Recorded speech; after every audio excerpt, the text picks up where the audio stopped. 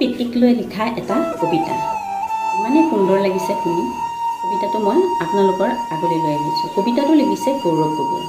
তেওঁ লোকসভা নিৰ্বাচন জয়ী হোৱাৰ পিছত তেওঁ এই কবিতাটো লিখিছে আৰু এই কবিতাটো বৰ্তমান ছ'চিয়েল মিডিয়াত ভাইৰেল হৈ পৰিছে। তাৰে কিছু অংশ মই আপোনালোকক দেখুৱাব বিচাৰিছোঁ। আপোনালোকে কবিতাটো শুনি নিশ্চয় ভালেই পাব।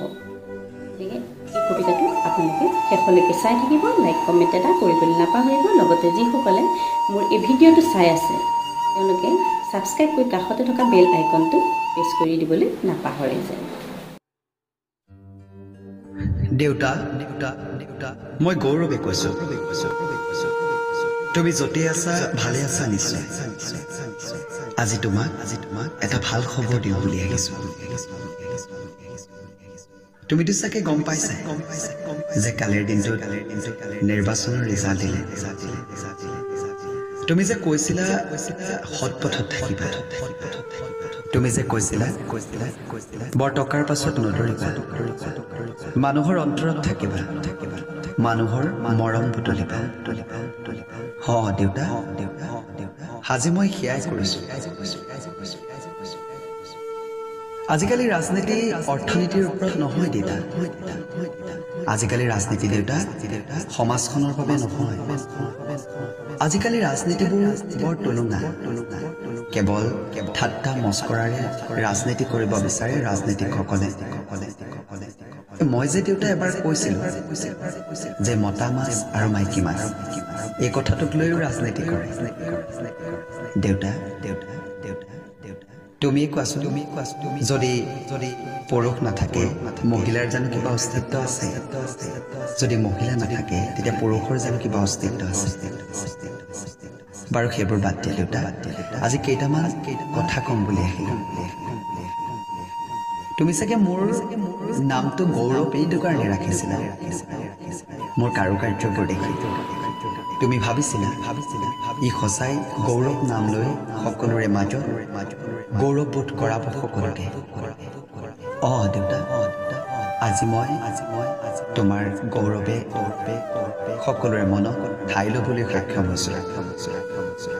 দেউতা তোমাৰ অজস্ৰ গুণমুগ্ধ আছে। তোমাৰ অজস্ৰ গুণমুগ্ধৰ লগতে আজিকালি মোকো ভাল পোৱা হৈছে মানুহে। তুমি বিহীন এইটো মোৰ প্ৰথম নিৰ্বাচন, আৰু এই নিৰ্বাচনতে কালিৰ দিনটো আৰু এই জয়ৰ পাছত সকলোৱে মোক অভূতপূৰ্ব মৰম দিছে। আৰু দেউতা কথা এটা জানানে?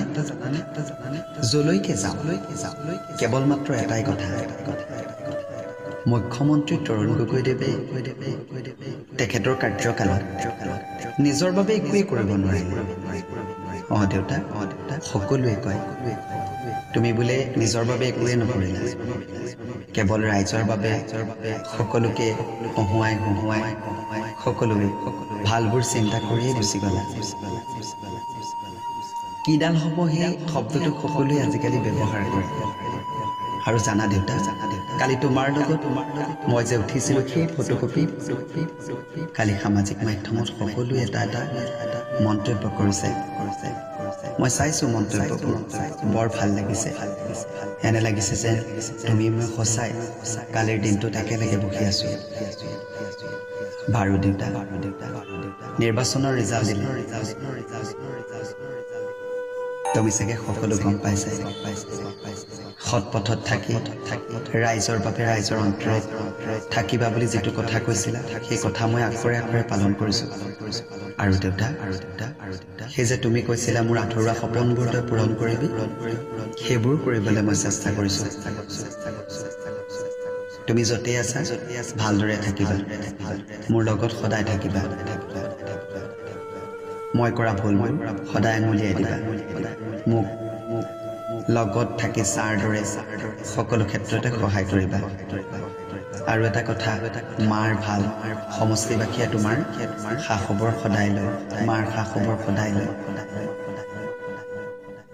এটা কথাই ক'ম, য'তেই আছা ভালে থাকা আৰু মোক সদায় মৰম কৰি থাকিবা।